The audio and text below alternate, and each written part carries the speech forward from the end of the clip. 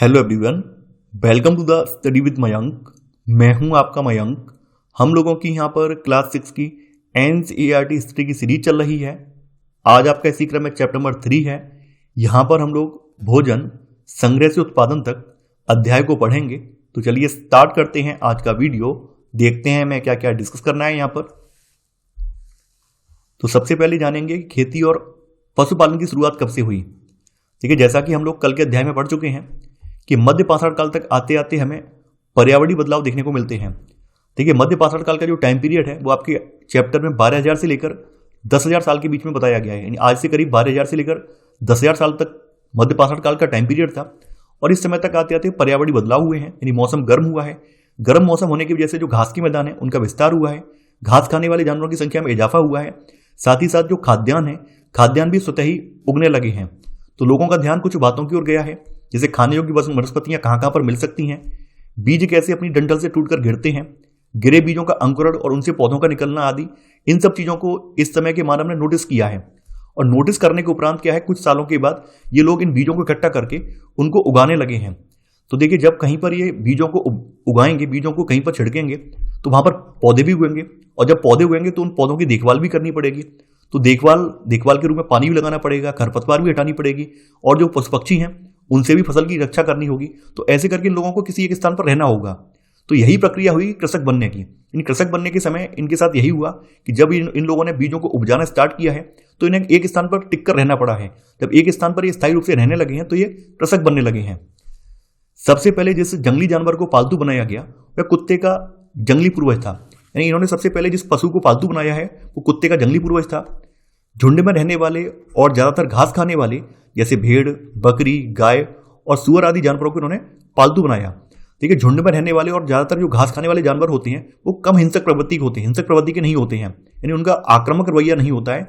इसी वजह से इन जानवरों को इन्होंने पालतू बनाया। अब है बसने की प्रक्रिया। लोगों के द्वारा पौधे उगाने और जानवरों की देखभाल करने को बसने की प्रक्रिया का नाम दिया गया है। और यह आज से करीब 12,000 साल पहले स्टार्ट हुई है। यानी मध्य पाषाण काल से बसने की प्रक्रिया स्टार्ट होती है। लोगों ने उन्हीं पौधों को चुना जिनसे बड़े दाने वाले अनाज पैदा होते हैं, साथ ही जिनकी मजबूत डंठलें अनाज के पके दानों के भार को संभाल सकें। तो ऐसे पौधों को इन्होंने चुना। ऐसे पौधों को चुनने का रीजन यह था कि इनके बीजों को ये संभाल कर रख सकते थे, ताकि जब ये दोबारा उगाएं तो उनके गुण सुरक्षित बने रहें। कृषि के लिए अपनाई गई सबसे प्राचीन फसलों में गेहूं और जौ आते हैं। देखिए, कई बार ये पूछा जाता है कि कृषि के लिए अपनाई गई सबसे प्राचीन फसलों में कौन सी फसलें आती हैं, तो गेहूं और जौ आते हैं। लोग उन्हीं पौधों और जानवरों का चयन करते हैं जिनके बीमार होने की संभावना कम हो और जो आमतौर पर अहिंसक होते हैं। यानी खास करके इन लोगों ने वही पौधे चुने जो कि हर जगह सर्वाइव कर पाते थे, जो कि जल्दी से नहीं मरते थे, और ऐसे जानवर चुने जो कि अहिंसक होते थे और जिनके बीमार होने की संभावना कम होती थी। सबसे पहले पालतू बनाए गए जानवरों में कुत्ते के बाद भेड़ बकरी आती थी। सबसे पहले कुत्ते को पालतू बनाया है, उसके बाद फिर भेड़ बकरियों को पालतू बनाया है। एक नवीन जीवन शैली। देखिए, नवीन जीवन शैली के तहत यहां पर वही बताया गया कि कैसे ये लोग कृषक बने हैं। कृषक बनने के लिए इनकी जो प्रक्रिया इनकी जो हुई है वो प्रक्रिया समझाई गई है। जैसे मैंने आपको स्टार्टिंग में बताया था कि किसी पौधे के बीज को विकसित करने में कुछ दिन, महीने या फिर साल लग जाते हैं। तो जब कुछ दिन, महीने या साल लगेंगे, तो जब आपने कहीं बीज को रोपा है या बीज को कहीं छिड़का है, तो जब पौधा बनेगा तो पौधा बनने से लेकर उसमें फल आने तक आपको वहां पर रहना पड़ेगा, उसकी देखभाल करनी पड़ेगी, उसके सारे क्रियाकलाप करने पड़ेंगे, सिंचाई भी करनी पड़ेगी, खरपतवार भी हटानी पड़ेगी, जानवरों या चिड़ियों से उसकी सुरक्षा करनी होगी। तो ऐसे करके आपको वहां पर मजबूरी में कुछ समय के लिए रहना पड़ेगा। तो यही प्रक्रिया यहां पर भी हुई है कि यहां पर लोगों को एक स्थान पर टिक कर रहना पड़ा है और ऐसे करके वो कृषक बनते चले गए हैं। इसलिए जब लोग पौधे उगाने लगे तो उनकी देखभाल के लिए उन्हें एक ही जगह पर लंबे समय तक रहना पड़ा था। अनाज को भोजन और बीज दोनों ही रूपों में बचाकर रखने के लिए बहुत से इलाकों में लोगों ने मिट्टी के बड़े बड़े बर्तन बनाए, टोकरियां बुनी या फिर जमीन में गड्ढा खोदा। तो ये सभी प्रमाण पुरातत्वविदों को मिलते हैं कि अनाज को इन्होंने भोजन के रूप में स्टोर करने के लिए या फिर बीज के रूप में स्टोर करने के लिए मिट्टी के बड़े बड़े बर्तन बनाए हैं, टोकरियां बुनी है या फिर जमीन में गड्ढा खोदकर अनाज को वहां पर दफनाया है। इसके अलावा पशुपालन भोजन के भंडारण का एक तरीका है। जैसा कि आप लोग जानते हैं, पशुपालन से हमें क्या क्या मिलता है, एक तो दूध उत्पाद मिलते हैं, दूध वगैरह मिलता है, दूध के अन्य उत्पाद मिलते हैं, इसके अलावा मांस वगैरह भी मिलता है। तो पशुपालन जो है भोजन के भंडारण का एक तरीका है। तो कहीं ना कहीं इन लोगों ने अगर पशुओं को पाला है तो पशुओं को पालकर भी इन्होंने अपने भोजन को स्टोर किया है। अनाज के उपयोग। देखिए, जो प्राचीन मानव है वो अनाज का उपयोग किन किन रूपों में करता था। एक तो बीज के रूप में, यानी जो अनाज स्टोर करते थे उसका उपयोग नई फसल को उगाने के लिए बीज के रूप में करते थे, खाद्य के रूप में यानी अपने खाद्यान्न के रूप में, उपहार के रूप में। देखिए प्राचीन समय में उपहार के रूप में, जैसे आजकल मॉडर्न ट्रेंड है उस तरह का ट्रेंड नहीं होता था, तो अनाज वगैरह ही उपहार में दिया जाता था। इसके अलावा भंडारण के लिए, यानी किसी विपदा से बचने के लिए अनाज को ये स्टोर करके रखते थे। तो ये अनाज के उपयोग यहाँ पे बताए गए हैं। अब देखिए यहाँ पर कुछ ऐसे स्थानों के बारे में बताया गया है जहां पर अनाज और हड्डियां मिली हैं। तो ऐसे कुछ पुरास्थलों का यहाँ पे जिक्र किया गया है। तो गेहूं, जौ, भेड़, बकरी, मवेशी, ये सभी मेहरगढ़ से मिले हैं। देखिए मेहरगढ़ वर्तमान में आधुनिक पाकिस्तान में पड़ता है।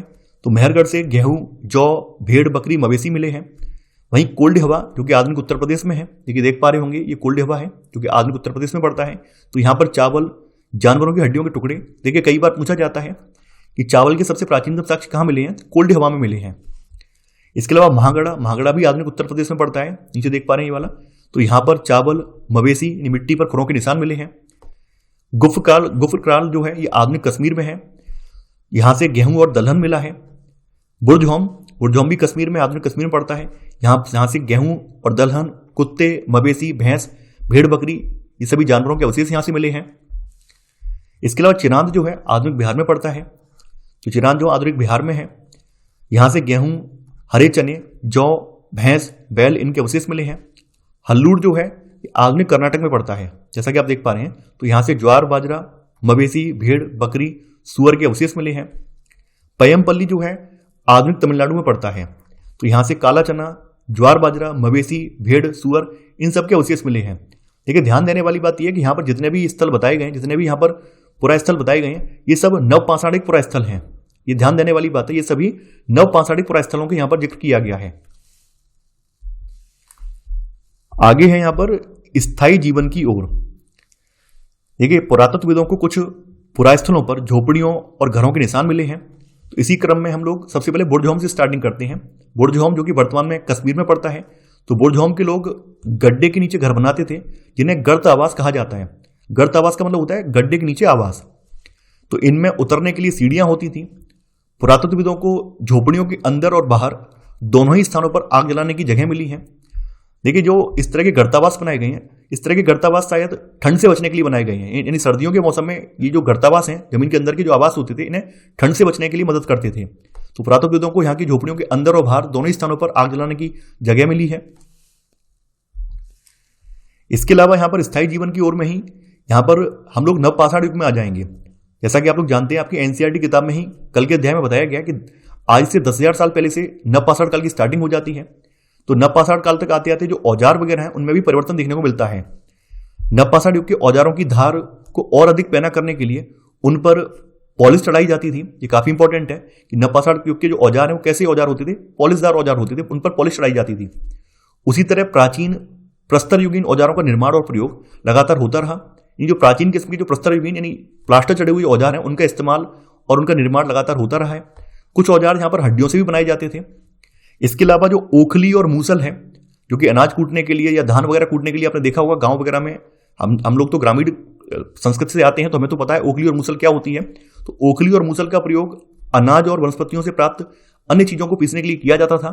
तो सैकड़ों साल बाद भी आज के परिवेश में भी, ग्रामीण परिवेश में अगर आप लोग देखेंगे, भारत के गांव में अगर आप देखेंगे तो वहां भी आज आपको ओखली और मूसल मिल जाएगी। तो ओखली और मूसल का जो आविष्कार है वो नवपाषाण काल में ही हुआ है, आज से कई हजार साल पहले हुआ है, और वो आज भी प्रचलन में है। इसके अलावा नवपाषाण युग के पुरास्थलों से कई प्रकार के मिट्टी के बर्तन भी मिले हैं।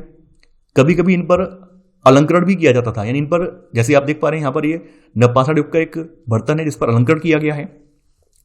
चावल, गेहूं तथा दलहन जैसे अनाज अब आहार का महत्वपूर्ण हिस्सा बन गए थे। यानी यहाँ पर चावल, गेहूं और दलहन जैसे जो अनाज है, दालें वगैरह हैं, अनाज का यानी आहार का जो है महत्वपूर्ण हिस्सा बन गए हैं। इसके अलावा इस समय के लोग जो है कपड़े भी बुनने लगे थे। इसके लिए कपास जैसे आवश्यक पौधे उगाए जा सकते थे। तो कपास के यहाँ पर संकेत मिलने लगे हैं। अब देखिए यहाँ पर आगे जनजाति की बात की गई है। कुछ अन्य रीति रिवाजों में हम लोग जनजातियों के बारे में जानेंगे कि जनजातियां होती क्या हैं, जनजातियां कहां से निकली हैं। देखिए पुरातत्वविद बहुत स्पष्ट रूप से इस बारे में कुछ नहीं कह सकते हैं। विद्वानों ने कुछ ऐसे किसानों का अध्ययन किया है जिनमें प्राय कृषक और पशुपालक समूह रहते हैं और इन्हें जनजाति का नाम दिया है। जनजाति की कुछ विशेषताएं यहाँ पे बताई गई हैं। जैसे प्राय जनजाति के जो लोग हैं वो छोटी छोटी बस्तियों में रहते हैं, यानी इनकी बस्तियां छोटी होती हैं।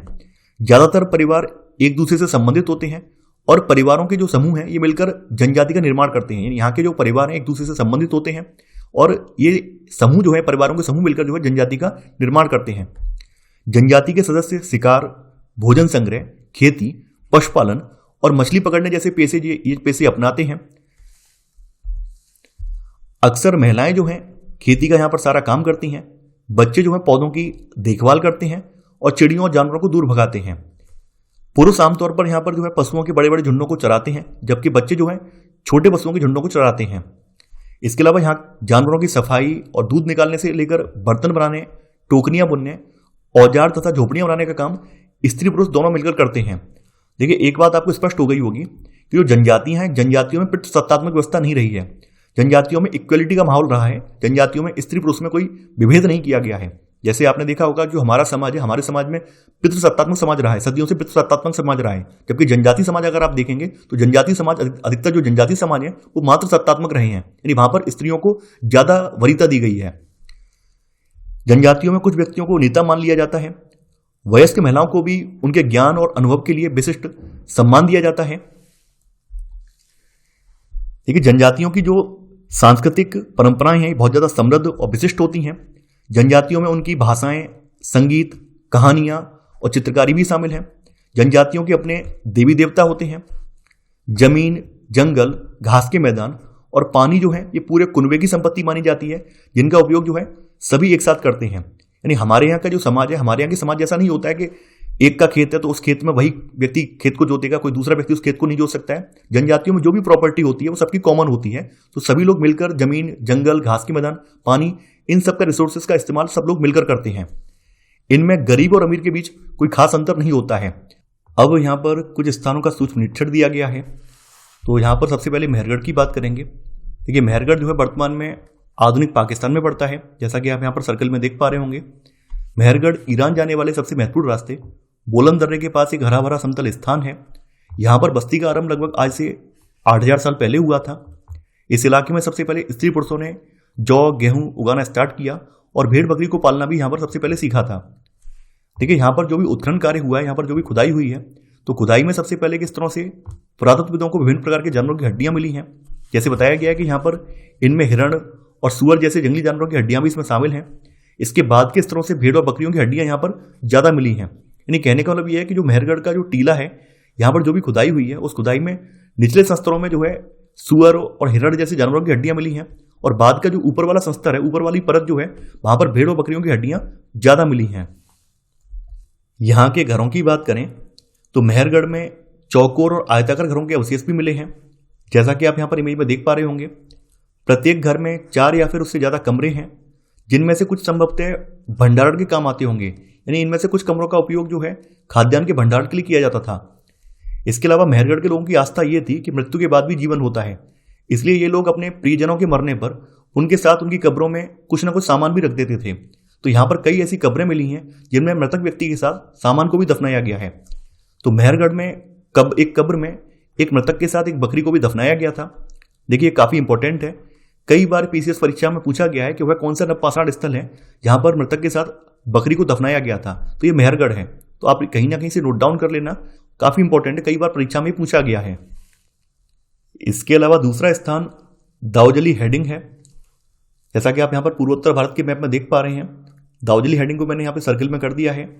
तो दाऊजली हेडिंग पुरास्थल जो है चीन और म्यांमार की ओर जाने वाले रास्ते में ब्रह्मपुत्र की घाटी की पहाड़ी पर पड़ता है। यहाँ पर खरल और मूसल जैसे पत्थरों के उपकरण मिले हैं, जिससे यह पता चलता है कि यहाँ के लोग भोजन के लिए अनाज को उगाते थे। यहाँ से जेडाइट पत्थर भी मिला है, जो कि संभवतः चीन से आया होगा। देखिए, दाऊजली हेडिंग से काष्ठास्म के औजार और बर्तन भी मिले हैं। काष्ठास्म जो है अति प्राचीन लकड़ी होती है, जो कि सख्त होकर पत्थर बन गई है। अब देखिए, यहाँ पर भारतीय उपमहाद्वीप से दूर का एक स्थान यहाँ पर बताया गया है, और यह नवपाषाण पुरास्थल तुर्की में पड़ता है। इसका नाम है चतालह्यूक। तो चतालह्यूक में दूर दराज के स्थानों से कई चीजें लाई जाती थी और उनका उपयोग किया जाता था, जैसे सीरिया से लाया गया चकमक पत्थर, लाल सागर की कौड़ियां और भूमध्य सागर की सीपियां यहां से मिली हैं। इसके अलावा आपकी किताब में पहले और बाद के स्तर के बारे में बताया गया है। इसका मतलब क्या है? देखिए, जब पुरातत्वविद किसी स्थान की खुदाई करते हैं तो वे कैसे समझते हैं कि कौन से स्तर नवीन हैं और कौन से स्तर पुराने हैं। जैसे मान लीजिए कोई टीला दिया गया है और टीले का उत्खनन करना है, तो टीले के उत्खनन में पुरातत्वविद कैसे ज्ञात करेंगे कि यहां पर ये वाला स्तर नवीन है, दूसरा वाला स्तर पुराना है? इसको एक उदाहरण से समझ सकते हैं।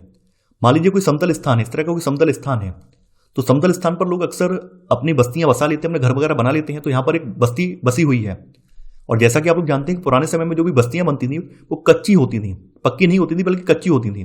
तो समय के साथ क्या क्या होता है, समय के साथ जो मकान वगैरह होते हैं वो जीर्ण शीर्ण हो जाते हैं, टूट फूट जाते हैं। तो जब मकान टूट फूट जाते हैं तो उनके जो आगे बाल बच्चे हैं फिर से उसी मकान के ऊपर एक नया मकान बना लेते हैं। तो मकान का जो मलबा होता है, पुराने वाले मकान का मलबा, वो नीचे की ओर दब जाता है और नवीन वाला मकान जो ऊपर बन जाता है। फिर क्या होता है, फिर कुछ समय के बाद फिर से वही होता है। कुछ समय के बाद जो नया मकान बनाया वो भी 50-100 साल के बाद पुराना हो गया, टूट फूट गया, और फिर से उसका मलबा जो नीचे आ गया और फिर से एक हमने नया मकान यहाँ पर या नई बस्ती यहाँ पर स्थापित कर दी। तो ऐसे करके आप लोग देखेंगे जो समतल मैदान है जहां पर बस्ती स्थापित की गई थी, जहां पर बसावट है और वहां पर लगातार बसावट होती जा रही है, तो ऐसे करते करते वहां पर क्या एक ऊंचा टीला बन जाता है, कुछ इस तरह से ऊंचा टीला बन जाता है। और जब टीले की खुदाई की जाती है तो उसका सबसे निचला स्तर सबसे पुराना होता है। जब टीले की खुदाई की गई तो इसका जो सबसे निचला स्तर है, चौथे नंबर वाला, ये सबसे पुराना है। और उसके बाद के स्तर बाद के युगों के होते हैं। यहाँ पर जो इसके बाद के स्तर हैं, 3, 2, 4, 3, 2, 1, ये सबसे नवीन माने जाते हैं। यहाँ पर एक जो स्तर है वो सबसे नवीन माना जाता है, जबकि सबसे पुराना स्तर यहाँ पर जो है 4 है। यही ऊपरी और निचली तहें आमतौर पर स्तरों के रूप में जानी जाती हैं। तो पुरातत्विक उत्खनन में ये बात काफी ज्यादा इंपॉर्टेंट होती है। यहां पर अब कुछ महत्वपूर्ण तिथियां बताई गई हैं, जैसे बसने की प्रक्रिया का आरंभ जो है आज से लगभग 12,000 साल पहले से हुआ है। मेहरगढ़ में बस्ती का आरंभ लगभग 8,000 साल पहले से माना जाता है। तो ये था हमारा आज का वीडियो। आई होप आपको आज का वीडियो पसंद आया होगा।